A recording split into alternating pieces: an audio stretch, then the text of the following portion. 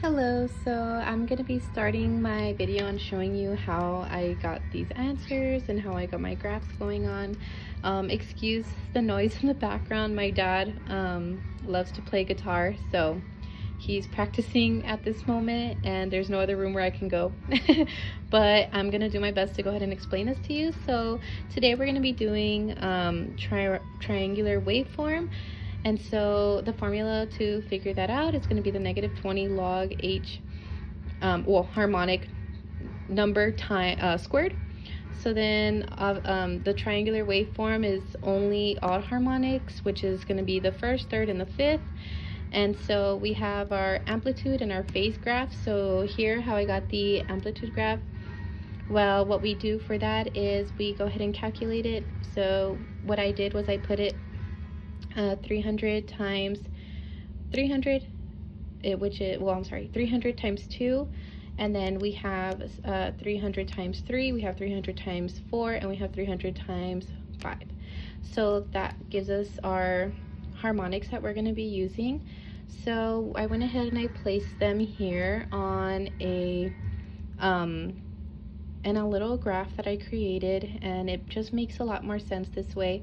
So once you lay it out, you lay out your frequencies, and then to find the change in amp, you use this formula right here. And then I went ahead and plugged it in. So the -20 log times harmonic number 1 squared, and then so square root of 1 is 0, square root of 3 is 9, square root of 5 is 25. I wrote that right here, 25, and then we do the -20 times of square root of 25, which is 1.397, and then we get this answer, but I went ahead and put 28. So then that would allow me to go ahead and put my amplitude in decibels here on this side, and then I went ahead and put my frequencies there, which are my harmonics, so 300, and then 900 and 1500, which is what I have here. And so going to the phase, we have our starting phase. I didn't write it down here, but I do have the starting phase that you provided, which is going to be here, 270, and I went ahead and put my frequencies down here, and I just went ahead and plotted those phases there. And then moving to the sawtooth wave, which is all odds and even harmonics of the fundamental frequency. The starting phase, we have 180, and the formula to help with that sawtooth wave graph is going to be right here. It's almost like the other formula, except here we don't do squared here. We don't do the squared here. So I went ahead and started by plotting my harmonics and my frequency to go ahead and help me out, and counting my octaves. I have my fundamental harmonic here, then I have my first octave, second octave, and third octave here. So once I found my octaves and my frequencies, I usually just go over here to go ahead and change that amplitude into decibels. So then we do the -20 log of 1, which is 0. Okay, and then we do the -20 log of 2, which is 0.3, and then which gave us -6 decibels, and then so on and so forth. You can see that I have my answers here, and then that left me with my decibels here. So then I went ahead and plugged in only my octaves, which was asked for. So I do have the frequency 0 here, and then I have, well, I'm sorry, not the frequency. I need to plot that right here, my amplitude. let me actually put that now. I'll cut it short. So I have my amplitude here, and then my frequencies are down here. I need to plot that down too. I will do that now. I just don't have any room. Okay, I'll figure out what I can do for that. But I do know that's my frequency. I do have the hertz here. So I went ahead and put my 200 hertz, and why do I put 0? Because that's what I got for my amplitude here.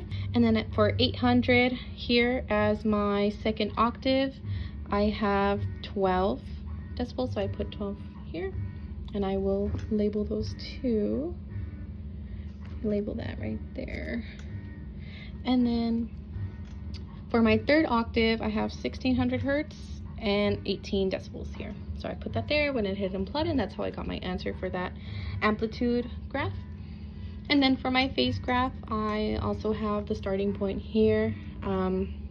Again, I used my fundamental harmonic and my 3 octaves as requested, and so I went ahead and put my starting phase here, and it gave me this, and I have here as well my octaves. Okay, so now moving on to all harmonics here, I went ahead and graphed them out with all the amplitude numbers that I got with that formula, the negative 20 times log of harmonic number. Again, I'm sorry for the guitar music in the back.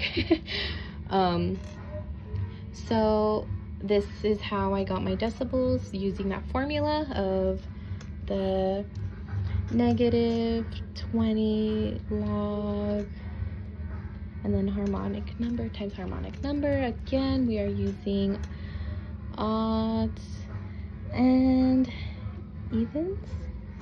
Okay, so here you can see my frequency, my amplitude of that, and you can see the triangle slope. And that slope is actually going to be -6.